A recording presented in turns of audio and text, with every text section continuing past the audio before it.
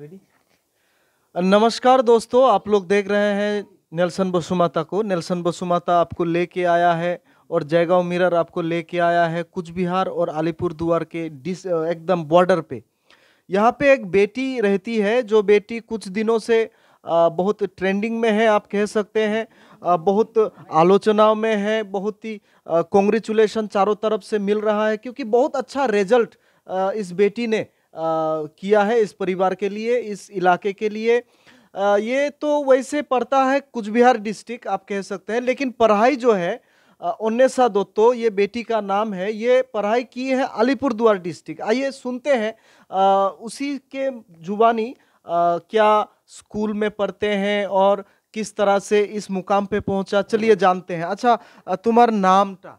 অন্বেষা দত্ত। আচ্ছা, তোমার রেজাল্ট মানে কত পেয়েছো, কোন বিভাগে পেয়েছো? 488 কলা বিভাগ থেকে। আগামীতে তাহলে তুমি কি করবা? আগামীতে আমি ইংলিশ অনার্স নিয়ে জেনারেল লাইনে পড়বো আর WBCS এর প্রিপারেশনটা স্টার্ট করব। আপনাদের অভিজ্ঞতা বাড়িতে, মানে আপনারা তো খুব আনন্দে আছেন, মানে এই আনন্দ তো আমার মনে হয় না আজকেই প্রথম, কারণ আমি কিছুক্ষণ আগে শুনতে পেলাম যে স্কুলেও নাকি ভালো রেজাল্ট পেতো। হ্যাঁ, পড়াশোনায় পড়াশোনা বরাবরই ভালো। ওকে বলতে হতো না, ও নিজের থেকেই পড়াশোনা করতো। আর আমরা বরঞ্চ বলতাম একটু বেরো, ঘোর। কিন্তু ও পড়াশোনার জন্য কখনোই বলতে হতো না, স্কুলে যাওয়ার জন্য, পড়াশোনার জন্য। এদিক থেকে ঠিক মানে ছোটবেলা থেকেই পড়াশোনাতে খুবই ভালো ছিল অন্বেষা দত্ত। এখন উচ্চ মাধ্যমিকে এসেও একদম খুব ভালো একটা রেজাল্ট, নবম স্থান সারা রাজ্যে। এই স্থানটা খুবই গুরুত্বপূর্ণ স্থান। আজকে সারা পশ্চিমবঙ্গ এই স্থানটাকে খুব গুরুত্ব দিচ্ছে, আলোচনা এবং মানে কংগ্রেচুলেশন আসছে। কেমন লাগছে? খুব ভালো লাগছে, খুব ভালো। আচ্ছা, স্কুল তোমাদের কিরকম, মানে এটা তো শহরেরই স্কুল, স্কুলের ব্যাপারে একটু কিছু বলো। স্কুল খুব সাপোর্টিভ, যে কোনো বিষয়ে খুব সাপোর্ট করে। যে কোনো বিষয়ে যদি নিয়ে যাওয়া হয় যে ম্যাম এই বিষয়টাতে আমার কনফিউশন বা এই বিষয়টা আমার ক্লিয়ার হচ্ছে না, মানে ওনারা ওনাদের বেস্টটা দিয়ে বুঝিয়ে দেওয়ার চেষ্টা করে।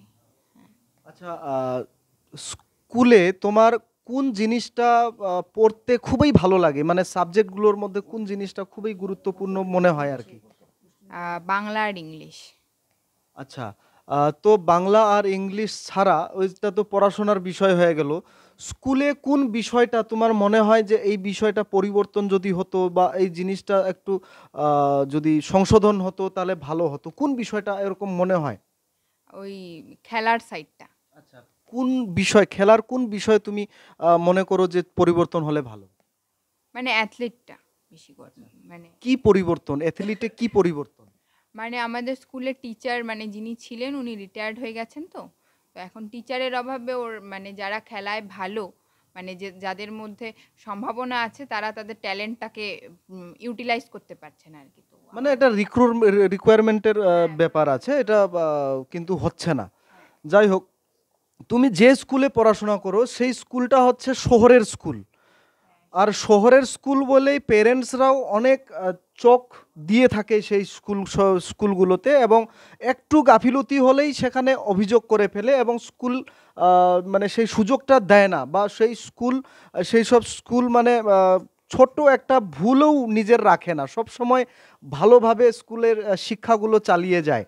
কিন্তু মানে এমন এমন জায়গায় এমন এমন স্কুলগুলো আছে এখনো যে পরিবর্তন হয় না, এখনো ওই স্কুলে ভালো শিক্ষা দেওয়া হয় না, সেই স্কুলে টিচার্সরা ভালো সময়ে পৌঁছায় না। এমন এমন জায়গা, এমন এমন গ্রাম, এমন এমন বাগান, বিশেষ করে বাগান এলাকাগুলোতে আলিপুরদুয়ার থেকে যে টিচার্সরা যাবে সেই স্কুলে যাওয়ার মতো গাড়িও নেই। তো সেই স্কুলে টিচাররা কি মানে শিক্ষা দিবে? তো তোমার কি বলা মনে হয়, তোমার মতো রেজাল্ট তুমি কি চাও যে বাইরের যে একদম গ্রামের প্রাণ, মানে একদম ভেতরের মানে স্কুলগুলোতে এরকম তোমার যে স্কুলে ওই রকমই শিক্ষা ওখানেও কি হওয়া উচিত? অবশ্যই হওয়া উচিত। এই যে আজকে আমি যেই পজিশনই পাই, স্কুল টিউশন বাড়ির তো অবদান আছেই, কিন্তু আমি ইয়েটা মানে সাপোর্টটা পেয়েছি জন্য হয়েছে। কিন্তু এরকম অনেকেই আছে আমার থেকে কম নাম্বার পেয়েছে কিন্তু তাদের ট্যালেন্ট আছে, মানে হয়তো মানে প্রকাশ পায়নি, সংসদে প্রকাশ পায়নি, কিন্তু ট্যালেন্ট আমার থেকেও অনেক বেশি আছে, হয়তো নিশ্চয়ই আছে। তো মানে ভেতরের স্কুলগুলোর যে প্রধান অভিভাবকদের এগিয়ে আসতে হবে, ভয় না পেয়ে বলতে হবে, কারণ ওনাদের মানে চাইল্ডস তো, ওনাদের তো সবার আগে এগিয়ে আসতে হবে। আর টিচার্সদের কথা বলতে গেলে, টিচার্সরা তো মানে শুধু প্রফেশনাল দিক দেখলেই তো আর হবে না, যে প্রফেশন, এটা আমার প্রফেশন, আমি গেলাম, সাইন করলাম, চলে আসলাম। তো ওনাদের একটা নৈতিকতা বোধ অবশ্যই থাকা উচিত, যে আমি যাচ্ছি, আমার কাজটা আমি সৎ পথে করব, আমি বাচ্চাদের ভালো শিক্ষা দেব, তারপরই আসবো। তো টিচার্সদের মধ্যেও সেই নৈতিকতাটা থাকা খুব প্রয়োজন বলে আমি মনে করি। খুব ভালো জবাব। একটা ছোট্ট প্রশ্ন, তুমি নাও দিতে পারো সেই জবাব, প্রশ্নের জবাব। একটা স্কুল আছে, সেই স্কুলটা হচ্ছে মেন্দাবাড়িতে। সেই স্কুল প্রায় 1 বছর আগেই সেই স্কুলটা ঝরে গাছ স্কুলের উপরে পড়ে গেছিল। সেই স্কুলের যে ঘর, সেই স্কুলের ঘরটা ভেঙে গেছিল। তো আজ পর্যন্ত প্রায় এই যে 1.5 বছর হতে চলেছে, সেই স্কুল এখনো মেরামত হয়নি। বাচ্চারা যে রুমের মধ্যে পড়াশোনা করে, সেই রুমে রান্নাও হয়, বৃষ্টি হলে সেই টিন থেকে জলে উপরে, আমরা খবরে দেখিয়েছি। আহ, সেই সব স্কুলগুলো বিষয় করে তুমি কি বলতে চাও? ওই যে বললাম, অভিভাবকদের মানে জোর গলায় কথাটা বলতে হবে। ওখানকার বিডিও নিশ্চয়ই আছে, বিডিওকে গিয়ে বলতে হবে।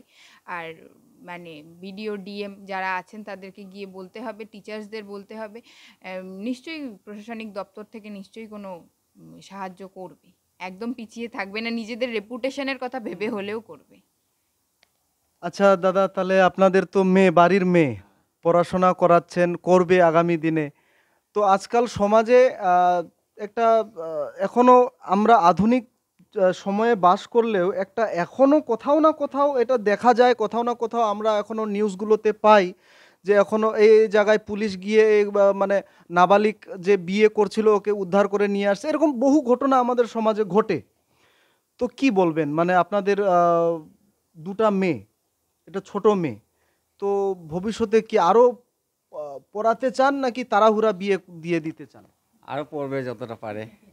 এখন তো আর প্রশ্নই নাই, যেহেতু ভালো রেজাল্ট করেছে এবং সবাই পাশে আছে, এখন তো মেয়েকে উচ্চশিক্ষা করতেই হবে, ওরও ইচ্ছে।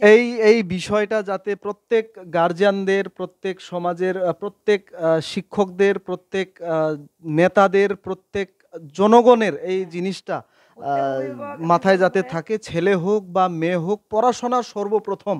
যে ব্যক্তির পড়াশোনা নাই সে কোনোদিন কোনো কিছুতে আগাতে পারে না, পড়াশোনাই খুব গুরুত্বপূর্ণ। তো তোমার পড়াশোনার বিষয়টা কোন লক্ষ্য করে, তুমি কি শুধু চাকরিটাকে টার্গেট করে পড়াশোনা করছো নাকি অন্য কিছু, মানে চাকরি, অনেক মানুষে ইসে করে না যে আমি বড় হয়ে চাকরি করব, বা অনেকে ভাবে না আমি বিজনেস করব পড়াশোনা করে, বা আমি নিজের থেকেই কোনো একটা নতুন কিছু আবিষ্কার করব পড়াশোনা করে, জ্ঞান অর্জন করে। তোমার কি, মানে কি হতে চাও?